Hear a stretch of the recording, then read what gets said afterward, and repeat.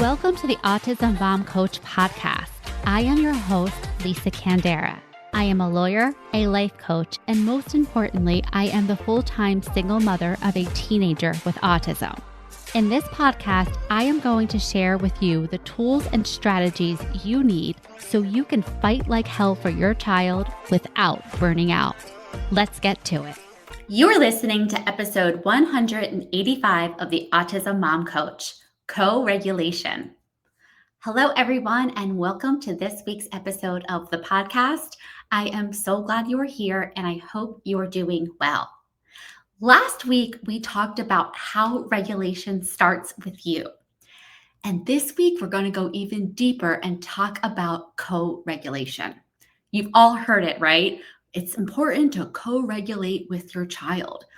But what does this even mean, and how do I do it? Great questions. First, we talked about regulation starting with you because you are your child's environment. They pick up on your energy and they respond to it in kind. This goes both ways, right? It goes that way if you are freaking out and you're an anxious mess, or if you're as calm as a cucumber. Your regulation impacts your child.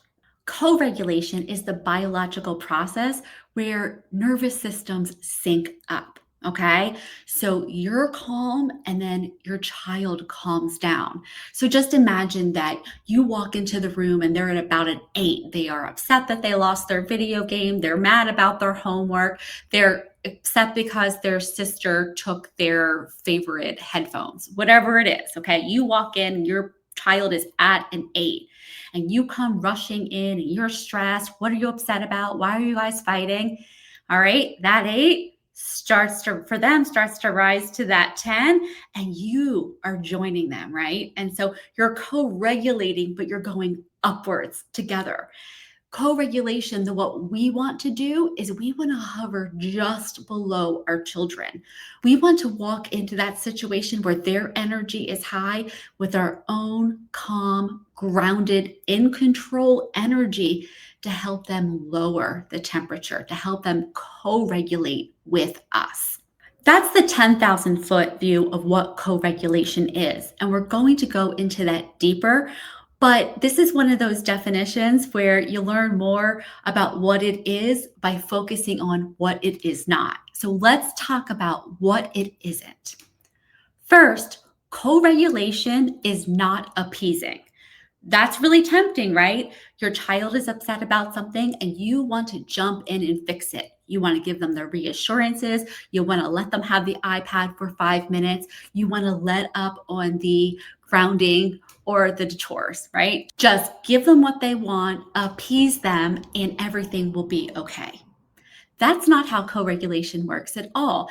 And appeasement doesn't work because, as we all know, you give them an inch, they're going to ask for a yard. That is just the nature of children, pushing boundaries, testing limits. That is what they do. So you're not co-regulating with them when you are just giving in, because what's happening when you are just giving in? Are you happy about it? Are you calm and excited? No, you're exasperated, you're annoyed, you are resentful. Maybe you're even a little pissed. And that co-regulation is going up and not down when you are escalating by the appeasement itself. You might be giving your child what they want, but your energy is jacking up, and maybe they're going to respond to that as well. Maybe you give them the iPad for another 5 minutes, but when you try to take it away again, then it's just, we're back to the same old thing. Second, co-regulation is not absorbing.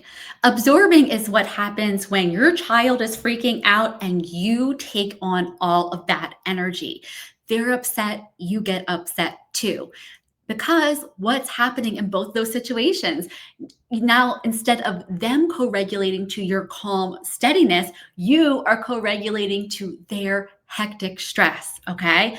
So that is not the kind of co-regulation that we want. It technically actually is co-regulation, but not in the direction that you want. And third and finally, co-regulation is not suppressing.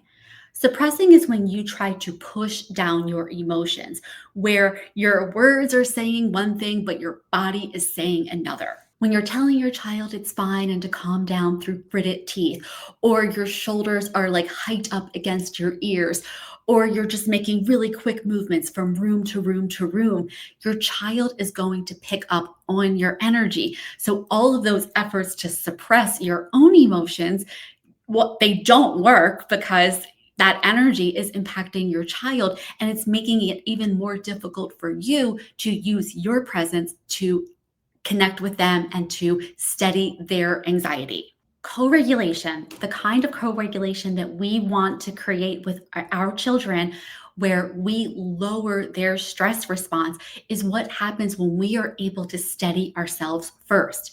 Regulation starts with us, and so does that co-regulation. We want to be the people who set the tone, not who follow their cues and follow what they're doing. And so again, when they go high, we don't need to be like low, calm, cool, and collected, but we want to like hover just below them so that we can bring them that energy, that steady presence that they can rely on, that they can trust, that they can pick up those cues of safety so that they can downregulate themselves. All right, so now let's talk about how to practice co-regulation. I'm going to give you 5 tips, but really I just want you to think of 2 things: slowing it down and becoming aware of your own cues. That is really what all of it boils down to. Your ability to pause and your ability to be aware of the cues that you are sending off to your child, the things that they can see in you, they can hear in your voice, that will clue them in to whether you are calm and in control or whether you're about to lose it yourself. So first, pause, slow it down. This is really, like I said in the last episode, it's our own way of practicing magic. The pause is where you have the opportunity to interrupt a pattern. Your biology wants you to like go, jump in and fix it or get mad, angry. And that pause is the thing that says, but wait, but just wait. But just wait. And so pause, take a couple of deep breaths before you act. Number 2, check your face. Faces give a lot of information about how a person is feeling. You can look at a person and know if they're angry, if they're mad, if they are calm, if they are just chilled out. You can intuit a lot from looking at someone's face. And for some of our kids, like that is the thing that they are focused on to know like what kind of a mood you are in. And so I know for my son, if I walk in the room with like my resting, maybe RBF, he's like, Mom, are you okay? What's wrong? And I'm like, nothing at all. I'm just sort of like chilling out, listening to a podcast. I'm not upset at all, but my face isn't saying happy either. And this is a big deal to my son. Like when he sees teeth, he's like, okay, all is good. He's a very anxious kid. So check your face. Is your jaw tight? Are your eyes like, scrunched up? Like just become aware, relax the muscles in your face. And a really easy tip for doing this is to put your tongue on the roof of your mouth. Because when you do that, you're releasing that jaw muscle just a little bit. And you don't have to exactly be smiling either, but like you're also just like that tight look. Number 3, check your voice. And this includes your words too, but just starting with your voice. Are you loud? Are your words hurried? Do you sound like you're just very stressed? Is your voice giving you away? Are you saying one thing, but your voice is saying something completely different? Check in on that, because our children, they might not be hearing what we're saying, and they probably aren't in these moments, because if they're dysregulated, then this is not a teachable moment. They're offline. They're not hearing what you're saying, but they can hear you and what that is saying. What you communicate through your face, through your tone, through your body language says more to our children than our words do. Before they hear and register our words, if they even do, they are hearing what we're communicating by our body language alone. So check yourself. Step 4, validate their emotions. If your child is upset about something, recognize what they are upset about and validate the emotion. That is different from validating the thing. Like they're upset because they have to brush their teeth. You can validate that they're upset about it without saying, yeah, you don't have to brush your teeth. Okay. Validating their emotions is a way for you to connect with them and for them to know that you're listening to them. Because so many times when anyone is dysregulated, the frustration comes from not feeling heard.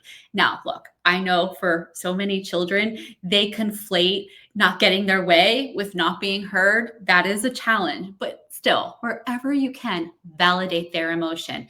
Yep, I know this is hard for you.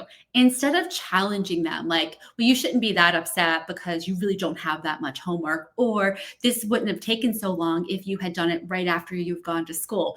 Don't get into those sorts of things with your child. That is only going to keep you escalated and it's going to escalate them as well. Nothing's getting resolved. So instead, when you are bringing that calm energy, like just validate their emotion. Yeah, I know this is really hard for you. Yeah, this is frustrating. And one of the things that I say to my son a lot, and I've talked to a bunch of my clients about this, is our children hate an arbitrary rule. A just because rule really just does not fly. Like anything that is arbitrary or that just seems unjust in some way. And let's face it, day-to-day life is filled with a lot of those, especially in a school setting. And so what I always say to my son is, look, you're not wrong, but, right? For instance, you're not wrong to be upset with your teacher because she grounded the entire lunch table instead of just the two kids who were goofing off. You're not wrong, okay? But, whatever the school rule is, just acknowledging that. Like sometimes just that alone just brings the bite out of it. It lets the temperature lower a little bit. I would do the opposite of this all the time. Like I would sit there and try to explain to them, well, the reason that she's doing this, and like he didn't care. All he knew was he was doing nothing wrong and now he's in trouble. And yeah, it's totally valid to be frustrated for something like that. And so just that step of being able to genuinely validate your child's emotion is a step towards letting them know that you are calm, you are in control, and that they are safe. Not physically, not just physically, but also emotionally. Because just imagine that you're upset about something and then your parent is telling you all the reasons that you shouldn't be upset, all the reasons that what you did actually made it worse. So it's kind of your fault, or too bad, that's just how it is. That feels invalidating and frustrating. And what happens when people are frustrated? Well, they're not calming down, which is the whole point here. And now finally, step 5. Rinse and repeat. Co-regulation is not a checklist of things that you do and things that you don't do, and then everything is okay. It's something that we are doing over and over again. We are pausing. We are taking those deep breaths. We are checking our face and our tone, validating those emotions. These are not like just a one and done. They're just continual. So don't get frustrated if you've tried all these things and you feel like it's not working. Do it more. Over time, you'll get better at it. It will get easier for you and your child will trust it more, right? The more you're able to stay calm, the more your child will know and what to expect from you in those situations. And so again, when we are interacting with our children in any way that, also say, it's not preferred, we are in our own kind of a dance, right? Our kid does this, we do that. Now, we can't control the child. We can support and we can influence, but we can't control. So really focusing on, in this moment, what is the one thing that I could do to make this easier? Like thinking of putting the pressure higher or lower. Like what is the one thing I can do that's just going to take this a teeny bit lower? I have found that most of the time that is being quiet, less words and walking away.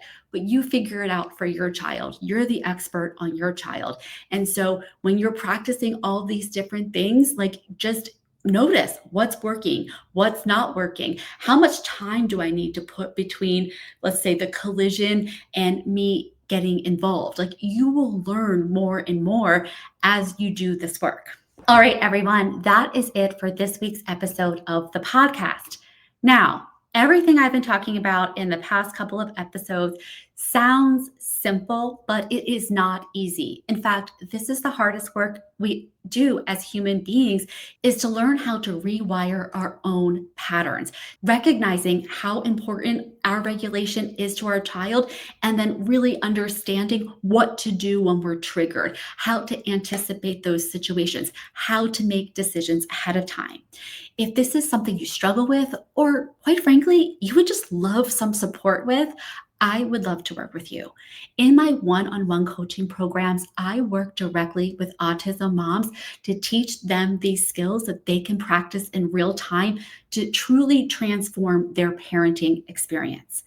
If this is of interest to you, go to the show notes and book your consultation using the link that I will leave there.